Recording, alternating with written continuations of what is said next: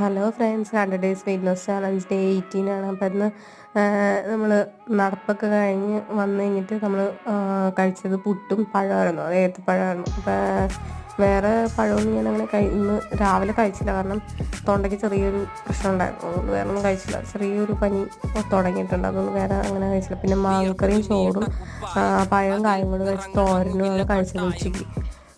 പിന്നെ അതിനിടയ്ക്ക് ജീരകവെള്ളം ഒക്കെ കുടിച്ചിട്ടുണ്ടായിരുന്നു. നോർമൽ ചൂടുവെള്ളം കുടിച്ചു.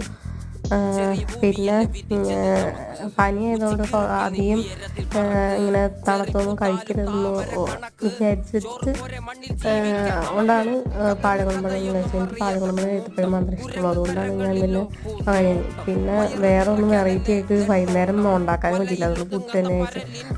പിന്നെ വൈകുന്നേരം പിന്നെ എപ്പോഴും കഴിക്കണ്ടല്ലോ എന്ന് ചോദിച്ചു, അതുകൊണ്ട് പഴങ്ങൾ കഴിച്ചത്. ഓക്കെ ഫ്രണ്ട്സ്, ബൈ ഫ്രണ്ട്സ്, എല്ലാവരും സബ്സ്ക്രൈബ് ചെയ്യണം കേട്ടോ.